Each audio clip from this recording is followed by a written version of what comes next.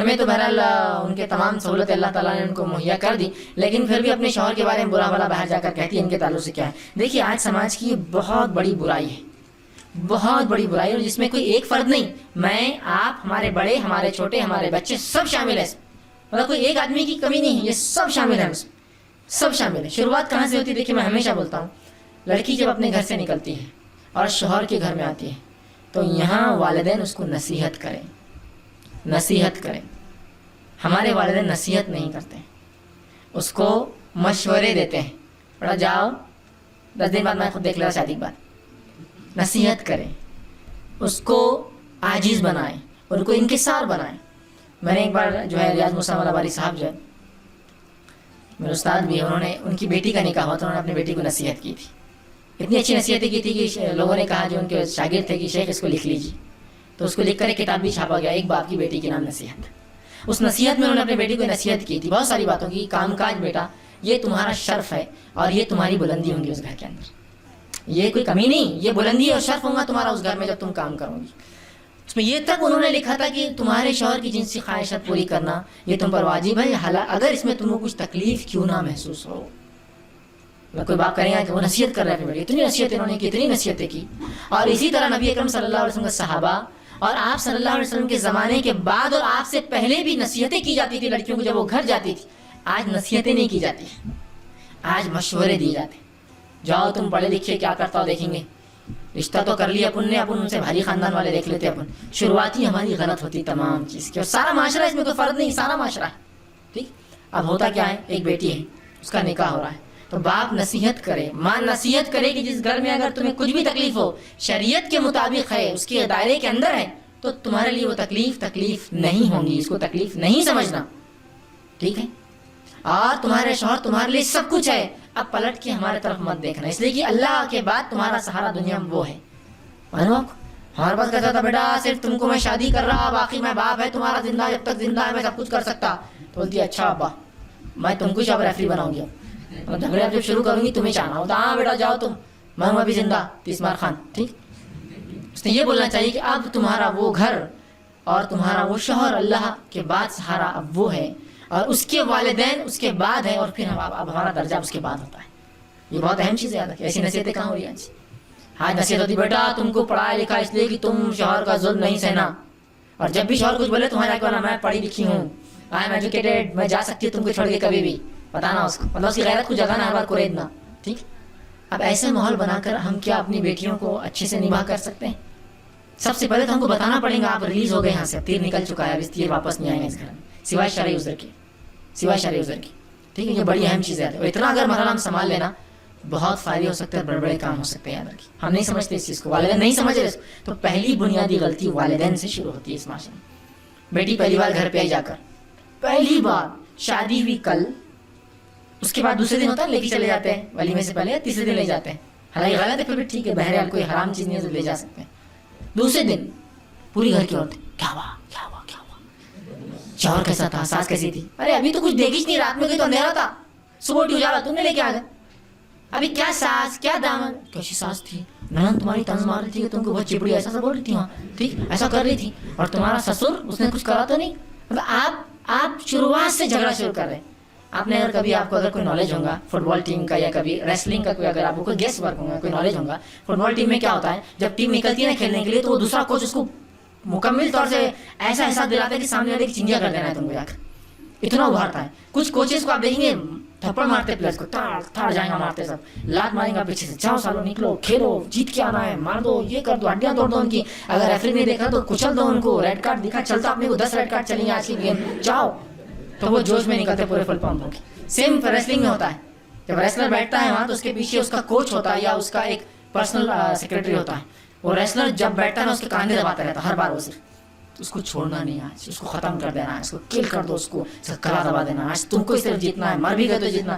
تو وہ اٹھتا پھر جوش سے، آنے دو آج ہونے. ہمارے پاس کیا ہوتا ہے، بیٹی گھر آئی، یہ پورے ریسلر اور کوچ کیا ہوا رات میں، کیا ہوا، کسی نے کچھ بولا تو نہیں، کوئی گھورا تو نہیں، ننند نے کچھ کری تو نہیں، ارے ابھی کہاں سے کریں گے، ابھی صبح ہوئی، ابھی کچھ ہوا بھی نہیں، اور نہیں بیٹا کچھ ہو سکتا ہے تمہارے ساتھ برا، ہم کو اندیشہ ہے، وہ لوگ ایسا کر رہے تھے، شادی ہونے کے طے ہونے کے بعد پتا چلا وہ ایسے ہے، یہ ویسا ہے، اس کے اکاؤنٹ میں اتنے پیسے نہیں ہے، اس کا فلاں ہے، اس کا وہ ہے. پہلے کر لینا تم سی وی کیریکٹر ویریفیکیشن. یہاں شروع ہوگا پہلے دن سے وار ہم نے شروع کیا، ہم نے شروع کی وہ. اگر کوئی باپ ایسا ہو کسی بیٹی فون کر کے بولے میرا شوہر تنگ کرا تو بولے نہیں میں کچھ نہیں کر سکتا، اٹس یور پرابلم. تمہارا شوہر ہی تمہارے پاس اللہ اس کے رسول کی بات وہی تمہارا سہارا، جاؤ دیکھو کیا کرتا. وہ لڑکی بولی بابا باپ نے چھوڑ دیا چلو اس کے ساتھ ہی رہنا، آپ جیسا ایڈجسٹ کرو.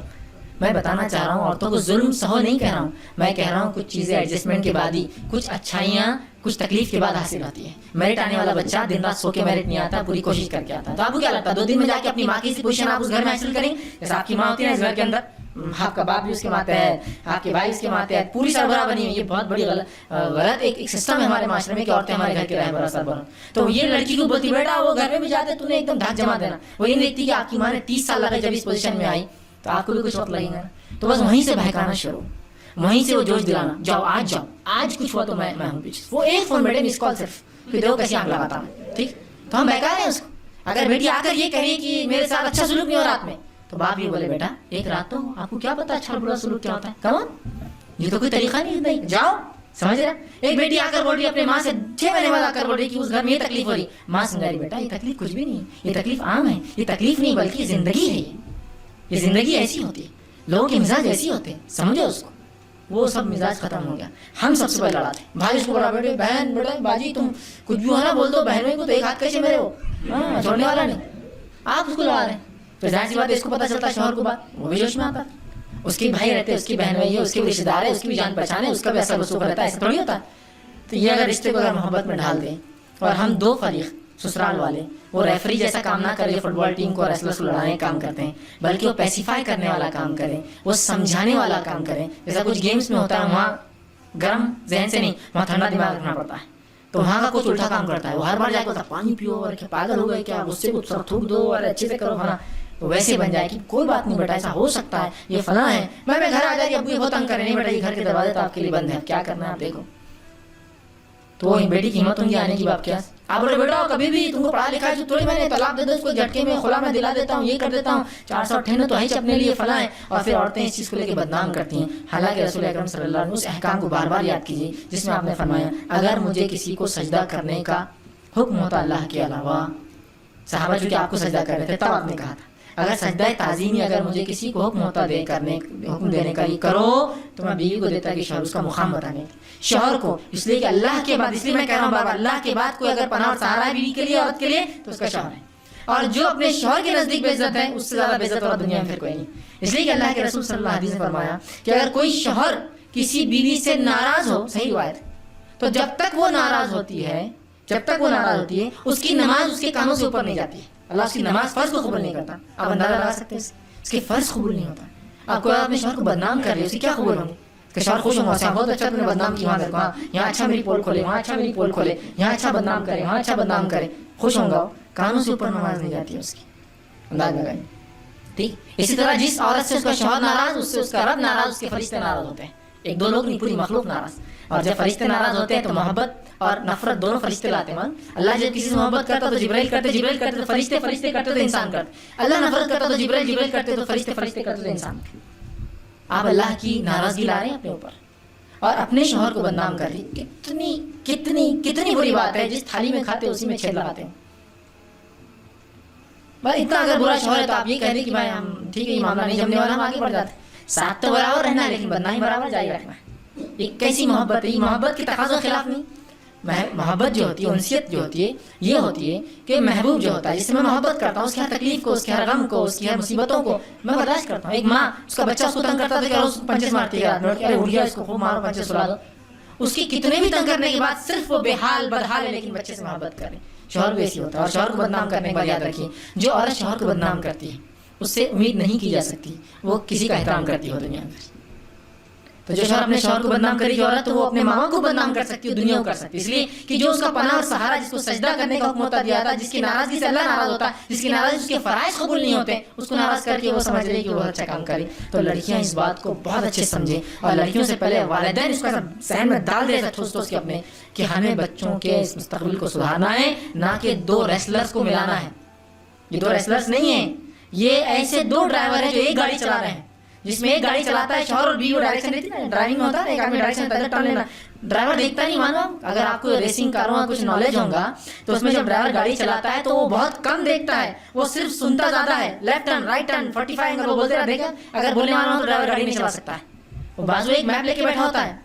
तो मेन ड्राइवर गाड़ी नहीं चलाता है, जो आपको मालूम है लॉन्ग रेसिंग्स होते हैं, वो बोलता है, उसके बोलने पे होता है, उसकी गलती पे गलती कर देता है। उसको दिखता ज्यादा नहीं, गाड़ी उछल रही कीचड़ में पानी में, वो बोलते जा रहा है टर्न ये फला ये फला, और वो बिल्कुल एग्जैक्ट सेटिंग्स होती है, बोलिए 45 टर्न बराबर रास्ता है, उसके बोलने वाले पे होता है। तो ये दो ऐसे ड्राइवर है, आप एक ही गाड़ी चलाने वाले दो लोग, आप दोनों अलग अलग रास्ते, दोनों एक दूसरे को बदनाम करेंगे और फिर उस गाड़ी में बैठेंगे, कैसे हो सकता है। तो बहरहाल मियां बीवी का रिश्ता मोहब्बत पर है, एतमाद पर है। अपने शौहर का एतमाद कभी भी लड़कियां मत खोए, वो हो सकता है जालिम हो, बुरा हो। अगर आप एतमाद खो देंगे तो फिर उसको कभी सुधार नहीं सकते। एतमाद उनका जीते, उनकी इज्जत को बाकी रखे, इसलिए कि उनकी इज्जत से आपकी इज्जत जुड़ी है। वो इज्जत बाइज्जत होगा तो आप बाइज्जत होंगे, आप उसको जलील करेंगे तो लोग बोलेंगे हाँ ये वो जलील लड़की, आदमी की जलील बीवी। आपको अच्छा लगेगा, बोलेंगे हाँ ये वो जालिम है ना और उसकी बीवी है। कैसा लगेगा आपको कि आप उसको जालिम बोलते हैं अपने शौहर को। ठीक, तो बहरहाल समझ कर वालिदैन समझे, रिश्तेदार समझे, लोग इस बात को समझे। देखिए ये एक माशरा, तकलीफें लगी हैं, इंसानी बुराइयां लगी हैं, वो सब चलते रहेंगी। तो हमको समझदारी से काम लेना है और मोहब्बत और नसीहत के साथ रिश्ते को लेकर चलना है। बदनामी करना ये हल नहीं है, इसके नतीजे कभी नहीं आते। और मर्द की गैरत अगर जाग जाए तो फिर नतीजे क्या होते हैं आप सब जानते हैं। हम नहीं चाहते नतीजों तक रिश्ते जाए, बल्कि वालिदैन, माँ बाप, सास ससुर, खुद बीवी, अपना फायदा देखो ना। लड़की अपना फायदा सोचना चाहिए, दूसरों को क्या सोच रही हो। देखे तो इसमें बहुत फायदा है, तो इसको समझ के इस रिश्ते को लेकर चलने की जरूरत है। अल्लाह सुब्हानहू व तआला तुम हमको समझदारी अता फरमाए इस मामले में। वाखिर दावाना अनिल हम्दुलिल्लाहि रब्बिल आलमीन।